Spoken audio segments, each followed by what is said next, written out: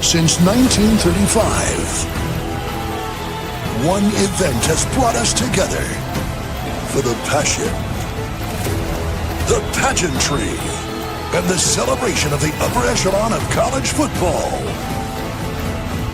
The Tony the Tiger Sun Bowl. New Year's Eve at noon. Don't miss El Paso's greatest game.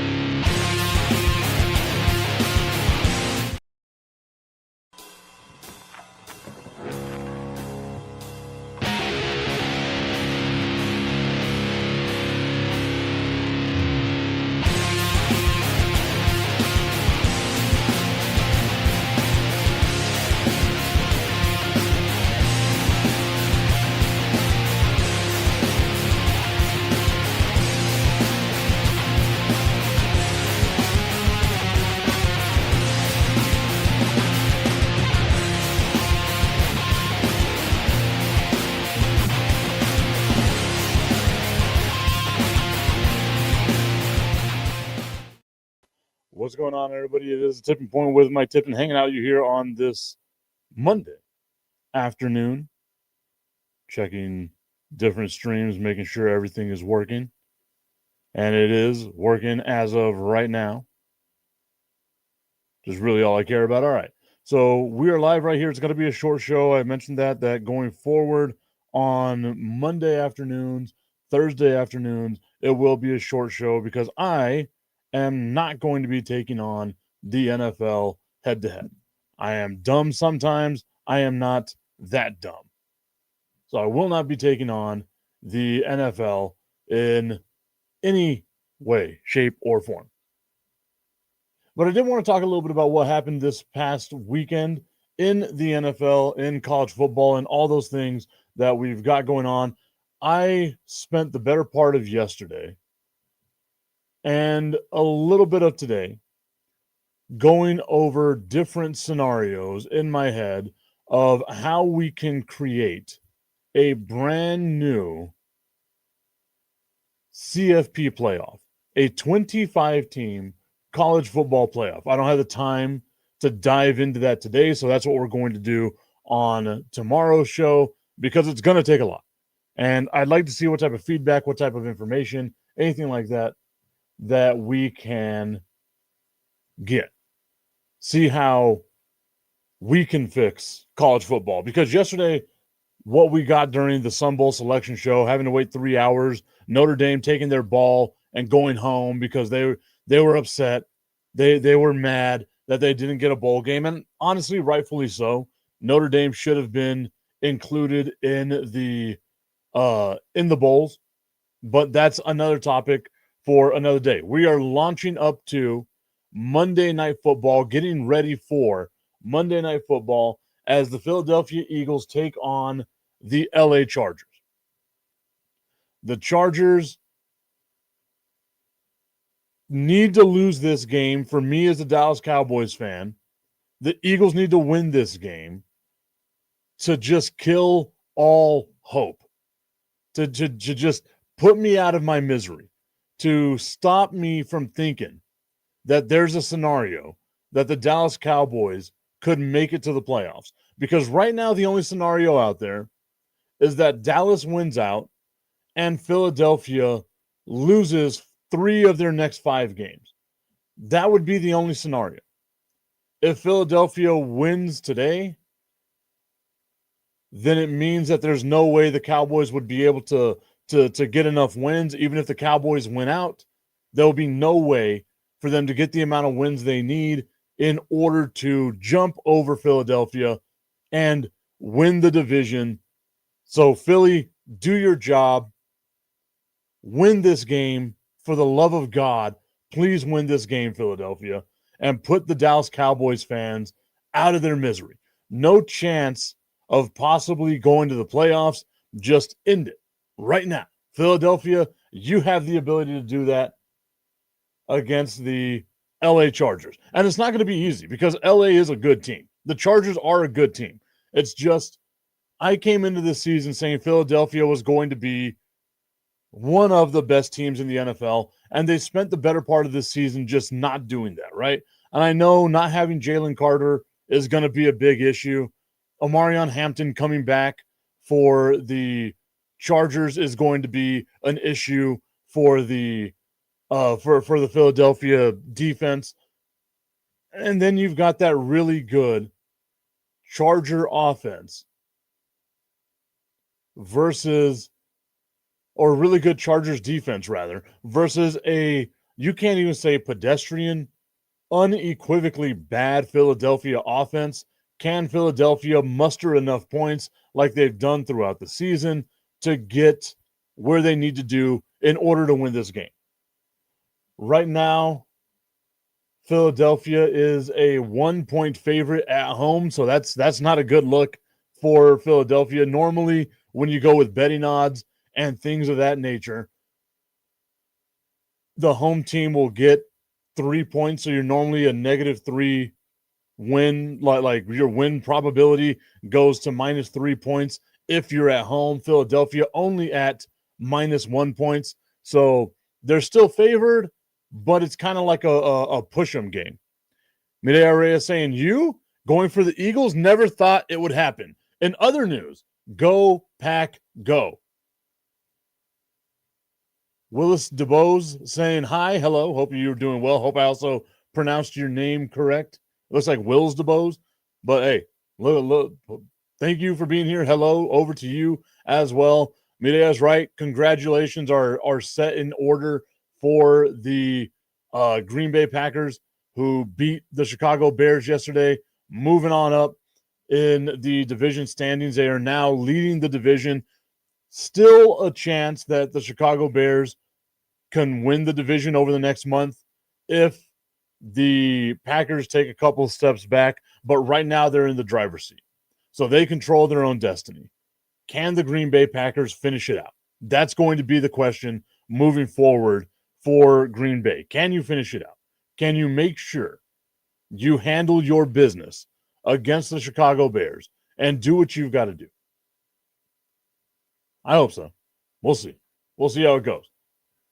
Once again, Monday Night Football, the LA Chargers, 8-4, taking on the 8-4 Philadelphia Eagles. Who do you have winning this game? You look at the quarterback comparison where you have Justin Herbert taking on Jalen Hurts. And honestly, like, there's not a huge separation between these two guys. Like there genuinely isn't a huge separation in stats and anything like that, right? The biggest issue is going to be the ability to run that Jalen Hurts has that Justin Herbert can do but doesn't normally rely upon, right? So as of right now, passing yards, it's almost a push. Justin Herbert, 300 more passing yards than Jalen Hurts. Herbert with 2,842. 21 touchdowns, 10 interceptions. The issue here is that Jalen Hurts doesn't give up the ball, right? Like, Jalen Hurts doesn't have turnovers. That's what he does best.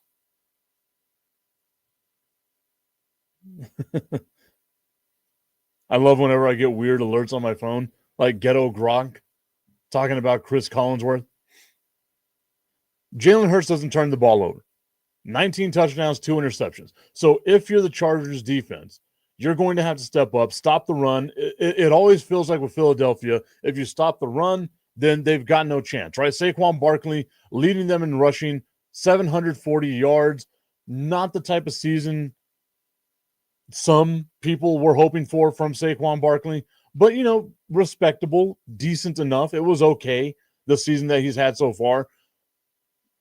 Eyeing 1,000 yards, big letdown from what he had last season, right? As far as Saquon Barkley goes. Then you've got the receivers here.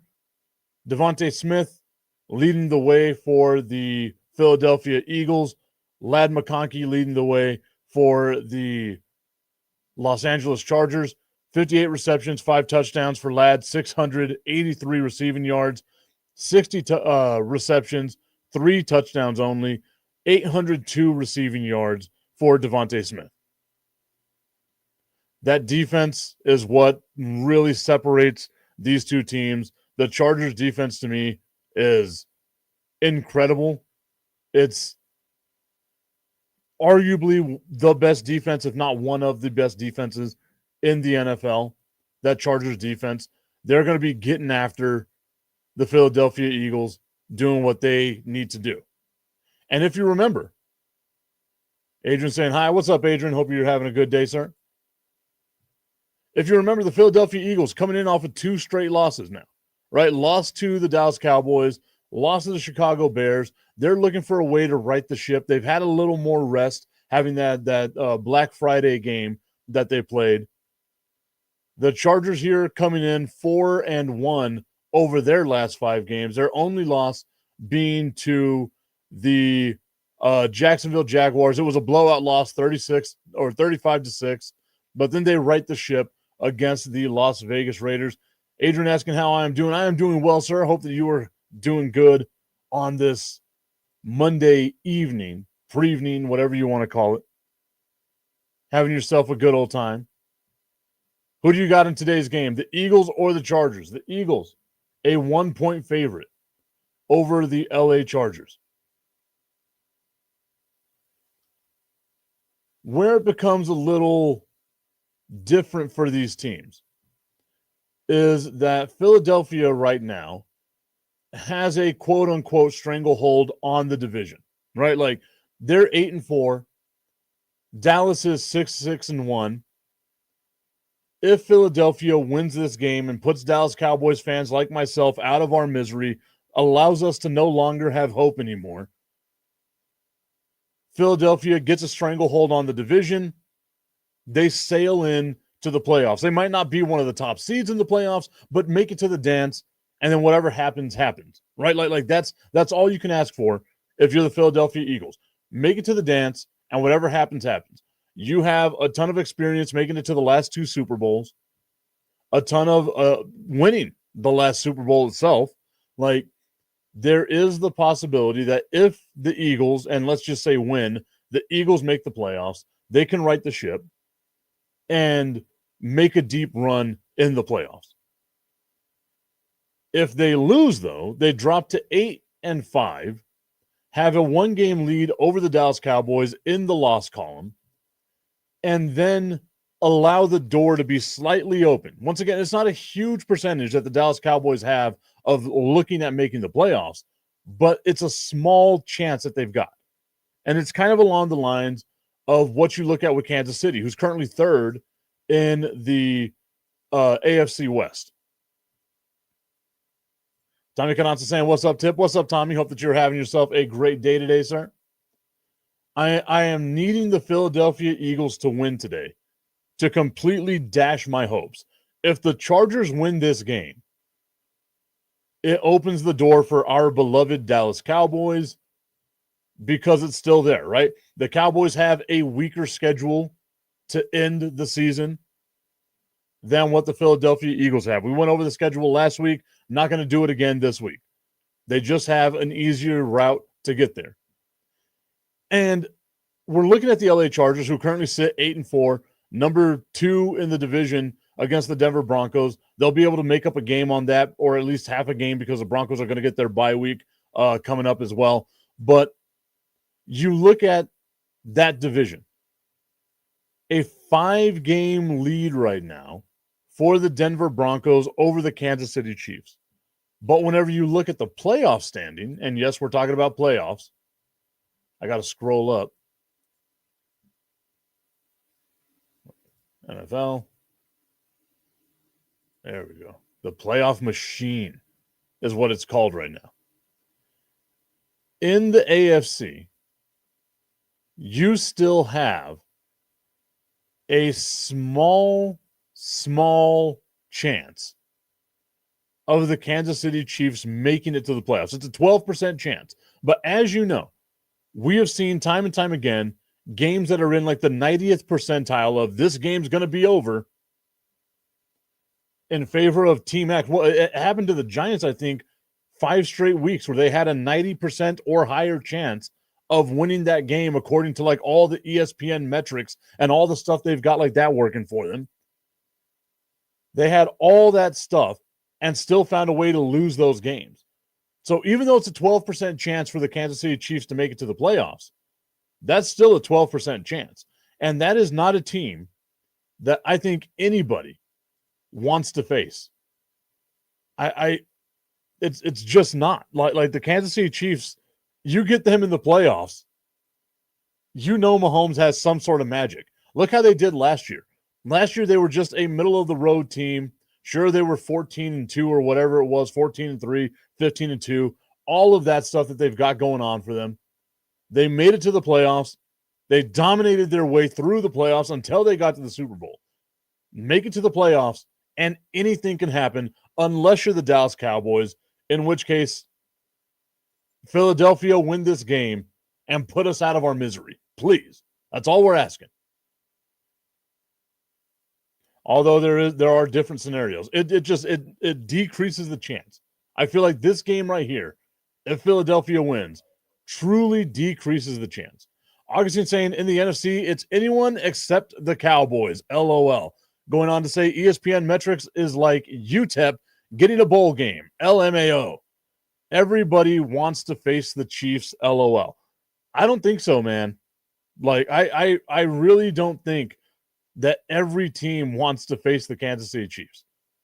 Like the Kansas City Chiefs would be arguably the last team that I think people would want to, again, if they make it into the playoffs, right? Because you've seen Patrick Mahomes and that Chiefs team create comeback after comeback after comeback, win games, even if they're down, with 13 seconds left. And I get you, Augustine. They don't have an offensive line. I think that's a real issue with the Kansas City Chiefs is doesn't matter how good your quarterback is. If he doesn't have time to throw the ball, they just don't have the ability to do it, right? Like if the quarterback doesn't have any time, then there can't really be any magic or anything like that they can try to pull off. Augustine is adamant that the Kansas City Chiefs are not going to make it. People got to remember, the Houston Texans defense is legit. The Houston Texans offense, to me, that's where it's questionable. But, hey, that AFC South is still up for grabs right now, despite the fact that our Jacksonville, and yes, I said our Jacksonville Jaguars, are leading the division. The next 4 games for the Kansas City Chiefs are the Chargers, the Titans, the Broncos, and the Raiders. So they have the ability to make up games in their division because they've got 3 division games remaining out of the 4 games they have. The Titans and the Raiders, you can chalk those up as wins, right? So you have to think of, can they beat the Los Angeles Chargers? And we can all sit back and say, yes, they can. We all think there's the possibility that they can beat the Chargers. The Kansas City Chiefs can beat the Chargers. Can they beat the Broncos? In Arrowhead Stadium, both of those games, Chargers and Broncos, both those games are home games for the Kansas City Chiefs. Augustine saying Texans defense is the best in the league. It really, it's a really good defense. I don't know about best in the league. It has to be, right? Like Cleveland, we all thought Cleveland might have a really good defense. Cam Ward, of all people, gave them problems. How much of that was weather? All those other things that were going on, we all don't know, right? Like there's a lot of what ifs of what could have happened with that game in Cleveland. It was a weird game. Congrats to the Titans on getting your second win of the season. But you look at the Chiefs' schedule, and there is the possibility, Augustine, like you run the table, you get in as wild card. Because right now, looking at the wild card standings, the Baltimore Ravens and the Colts, I guess the Texans are the last team in, and the Texans are they have a 2-game lead over the Kansas City Chiefs. So it's not insurmountable, right? Like there is the possibility that they can get to the playoffs. And the playoffs, it's just like all of us. All you got to do is get into the playoffs. All you got to do is just get the tip in. I just want to put the tip in. It's time.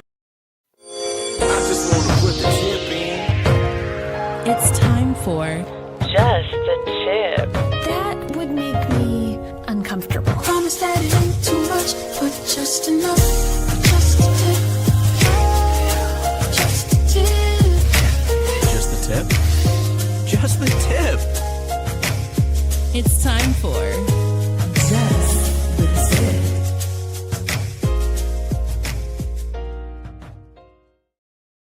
Just the Tip is brought to you by our friends over at www.myhappynuts.com. Guys, it's that time of year. Got to take care of yourself for that person you love. Tommy's saying, damn it, it was worse because I'm still at work. I'm sorry, Tommy. My apologies. I genuinely am sorry. But yes, it is Just the Tip, brought to you by our friends over at www.myhappynuts.com. Use promo code Mike Tipton at checkout and save on all your male grooming needs. Ryan Woodcraft asking, what's up, Tip? Best division in the NFC, the North or the West? Man, that's a great question. I lean more towards the West just because I look at the Rams as the best team in football. I genuinely do. And I feel like they can win the Super Bowl. You wouldn't be surprised. The Seahawks with that offense, with that defense, like it feels like it's a halfway decent enough team, right? And then the 49ers, you look at the 49ers and you say to yourself, that's a really good team too.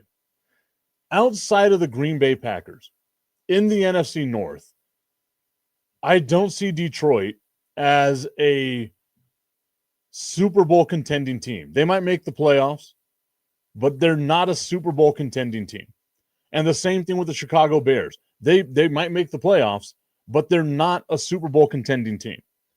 The Green Bay Packers, now that they've got Christian Watkins back, now they got Jaden Reed back, you saw yesterday what that team can do, right? Like ball control. Josh Jacobs was running the ball all down the throat of the Chicago Bears. They're the one team that I think you can say, okay, if the Green Bay Packers made the Super Bowl, I wouldn't be surprised, right? Out of the North. I don't think you'd be surprised if San Francisco did it. I don't think you'd be surprised if Seattle did it. And nobody should be surprised if the Rams do it. So I think you have three legitimate Super Bowl contenders in the West, where in the North, you really have one, right? And I know you're going to be like, well, Tip, they just beat the Detroit Lions, just beat the brakes off the Dallas Cowboys. Yeah, that's awesome. Congrats. Good for you. Love it for you. You're still on the outside looking in. The Detroit Lions are still on the outside looking in. So for me, it's hard to say that the North is the better division than the West, just because I think you look at the West and you know you have three legitimate teams there that could make a deep run to the Super Bowl, where it feels like there's only one, because I don't think anybody trusts the Chicago Bears to make a super deep run. Ryan Woodcraft saying, you said it, not me. I did. I 100% said it. And you know, it might come back and get me. I can't believe, as we enter a month left into the season, 4 games left, that in the NFC, you have the Lions, the Panthers, the Vikings, and the Cowboys still with a shot. Small as it may be, there still is a shot. And Carolina could wind up being a division winner because the Tampa Bay Buccaneers have been extremely disappointing. I mean, extremely disappointing. We said at the beginning of the season that the NFC South and the AFC South were going to be absolute dumpster fires. I think the AFC South is fun because the Colts are going to take a step back. I know they're working out. They're working out Phillip Rivers. Let's dust off the corpse of Phillip Rivers, reanimate it, and try to see if he can throw a football, because they don't trust Anthony Richardson at all. And this team is halfway decent, right? Daniel Jones going down with the leg injury yesterday. It sucks for him. I legitimately hope that the Colts give Danny Dimes I don't want to say long-term contract, but give him 2-3 years, right? I feel like he's earned it. The fact that he had that team leading the division for the majority of the season. They were one of the Cinderella stories of the season. And it's just, it's not it's not going to work out for them because of that injury. So they're going out there and bringing in Phillip Rivers or the Indianapolis Colts. That's how you know you're in trouble. Augustine singing to us, "Don't stop believing." I need Philadelphia to win. Philadelphia win, and I will stop believing. But if Philadelphia loses, the hope is still there. Ryan Woodcraft saying, bigger crybaby in football, Jay Cutler or Notre Dame? Notre Dame's gripe to me, and if you watched the show yesterday, thank you for the couple thousand people that actually tuned in yesterday and watched the 3.5 hour, almost 4 hour Sun Bowl selection show that we had yesterday. Thank you. If you tuned into any of that, I appreciate it. Notre Dame's gripe is legitimate. I'm a firm believer in that. You cannot, for the better part of 2 or 1.5 months, you cannot sit there and tell people that the head-to-head between Notre Dame and Miami didn't matter. And then on the last day, on Selection Sunday, all of a sudden the committee says, oh, okay, well, now it matters. Because it should have mattered from the beginning or not. You cannot change as you move forward. That's why I say they have a legitimate gripe. Now, the way they're going about this, strong-arming now, the College Football Playoff Committee, that if they finish in the 12 seed or higher, they are automatically given a college football playoff berth. My guy, join a conference.